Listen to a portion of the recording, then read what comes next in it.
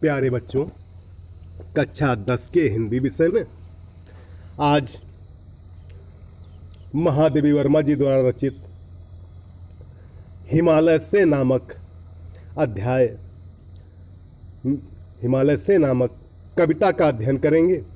देखिए, इस कविता में हिमालय का मानवीकरण किया गया है।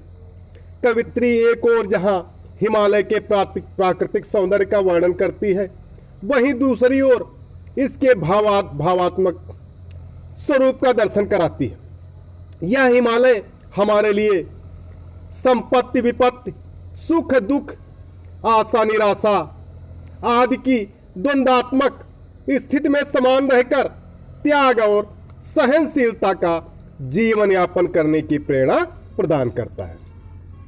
देखिए, हे चिर महान यह श्वेत रश्मि छू श्वेत भाल, बरसा जाती रंगीन हास, सेली बनता है इंद्रधनुष, परिमल मलमल जाता बतास, पर रागहीन तू हिम निधान, नभ में गर्वित झुकतान शीस, पर अंक लिए हैं दीन छार, मन गल जाता नत विश्व देख, तन सह लेता है कुलिस भार, कितने मृदु कितने कठिन प्राण। मीनिंग देख लीजिए।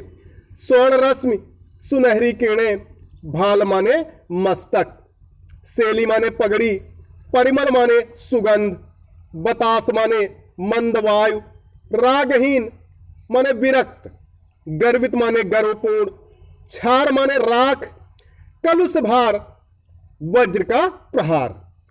वज्र जो है इंद्र का अस्त्र, जो कि महर्षि दधीच की अस्थियों से बनाया गया था।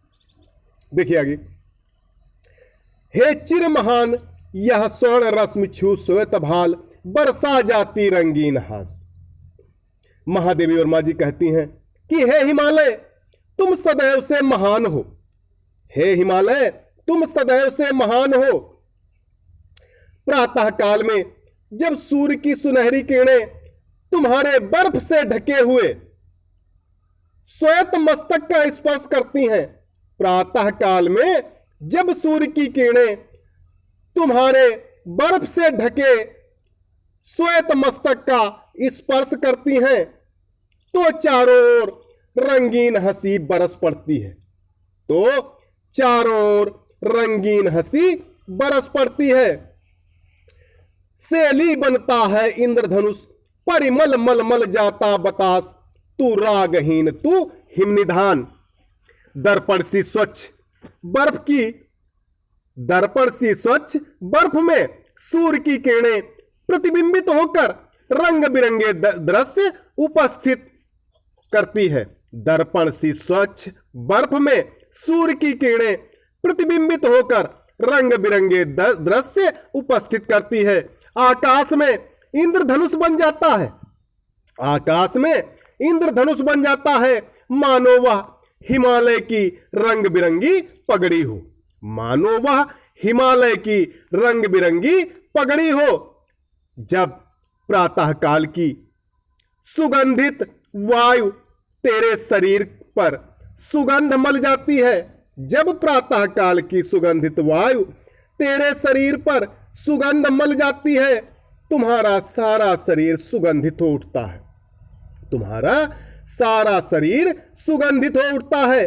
परंतु हे बर्फ के निधान हिमालय, तुम राग से रहित अर्थात विरक्त हो। तुम राग से रहित अर्थात विरक्त हो। ये सब सुख साधन होते हुए भी हिमालय नहीं होता। ये सब सुख साधन होते हुए भी हिमालय इनमें अनुरक्त नहीं होता। आगे देखिए, नभ में गर्वित झुकतान शीस, पर अंक लिए है दीन छार। नभ में गर्वित झुकतान शीस, पर अंक लिए है दीन छार। महादेवी वर्मा जी कहती हैं कि हे हिमालय तुम्हारा सिर गर्व के साथ आकाश में ऊंचा उठा है। हे हिमालय तुम्हारा सिर गर्व के साथ आकाश में ऊंचा उठा है, जो कभी झुकता नहीं है। परंतु तुम अपनी गोद में, परंतु तुम अपनी गोद में तुच्छ धूल को धारण किए रहते हो। तुच्छ धूल को अंक माने होता है गोद, क्षार माने राख या धूल, परंतु तुम अपनी गोद में तुच्छ धूल को धारण किए रहते हो।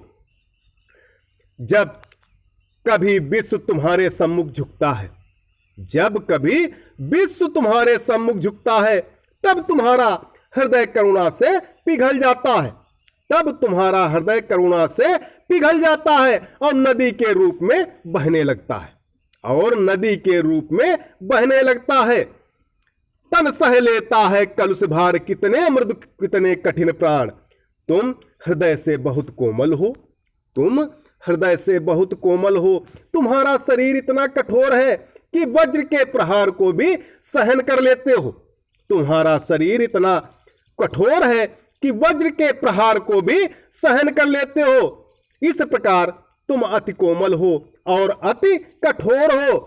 तुम मुझे भी ऐसा बनने की प्रेरणा देते हो, तुम मुझे भी ऐसा बनने की प्रेरणा देते हो।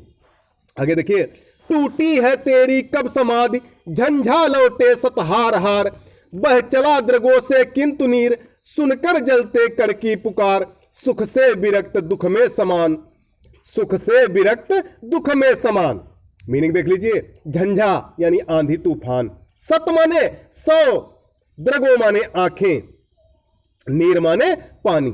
देखिए, टूटी है तेरी कब समाधि, झंझा लौटे सतहार हार। महादेवी वर्मा जी कहती हैं कि हे हिमालय, सैकड़ों आंधी तूफान आए किंतु वे तेरी समाधि को भंग नहीं कर सके। महादेवी वर्मा जी कहती हैं कि सैकड़ों आंधी तूफान आए किंतु तेरी समाधि को भंग नहीं कर सके। सब हार मानकर वापस लौट गए, सब हार मानकर वापस लौट गए। परंतु धूप में जलते कणों की पुकार सुनकर, परंतु धूप में जलते कणों की पुकार सुनकर तेरी आंखों से नदियों के रूप में, तेरी आंखों में से नदियों के रूप में पानी बह चला। किसके रूप में? आंसुओं के रूप में। फिर से देखें, परंतु धूप से जलते कणों की पुकार सुनकर तेरी आंखों से नदियों के रूप में पानी बह चला। हे हिमालय, सुख से विरक्त दुख में समान। हे हिमालय, तू सुख से विरक्त है और दुख में समान स्थिति में रहता है। हे हिमालय, तू सुख से विरक्त है और दुख में समान स्थिति में रहता है, अर्थात दुख में दुखी नहीं होता, अर्थात दुख में दुखी नहीं होता। आगे देखिए, मेरे जीवन का आज मूक तेरी छाया से हो मिलाप। तन तेरी साधकता छूले, मन ले करुणा की थाह नाप। उर में पावस दृग में विहान। मीनिंग देख लीजिए, मूक माने वाणी रहित, मूक माने वाणी रहित, साधकता साधना या तपस्या, थाह माने गहराई, पावस माने वर्षा ऋतु, दृग माने नेत, विहान माने प्रातःकाल का समय। देखिए, मेरे जीवन का आज मूक तेरी छाया से हो मिलाप।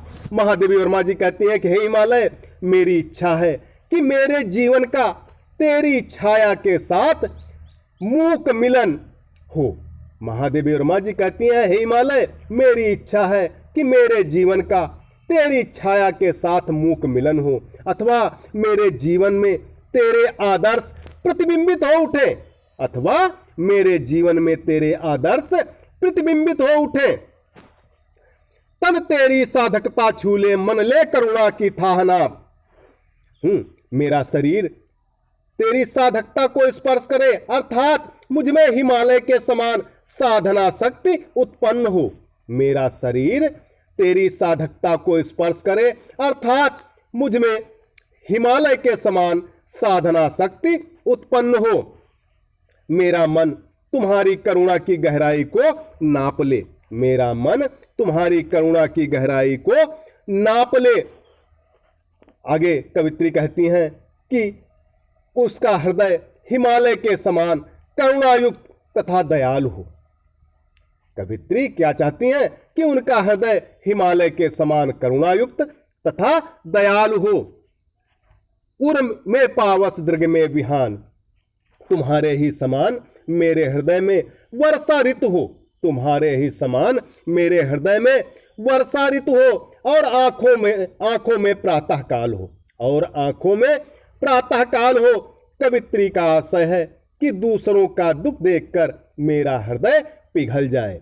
कवित्री का आशय है कि दूसरों का दुख देखकर मेरा हृदय पिघल जाए तथा दूसरों का सुख देखकर मेरी आंखों में प्रकाश हो, तथा दूसरों का सुख देखकर मेरी आंखों में प्रकाश हो। काव्य सौंदर्य देख लीजिए इसका। छंद छायावादी कविता है, अलंकार मानवीकरण अलंकार है, भाषा शुद्ध साहित्यिक खड़ी बोली है, गुण प्रसाद गुण है, शैली भावात्मक और गीतात्मक शैली है, शब्द शक्ति लक्षणा है। तो प्यारे बच्चों, कक्षा 10 के लिए इतना ही। सभी बच्चे इसकी ससंदर्भ सहित व्याख्या लिखकर ग्रुप पर डालें।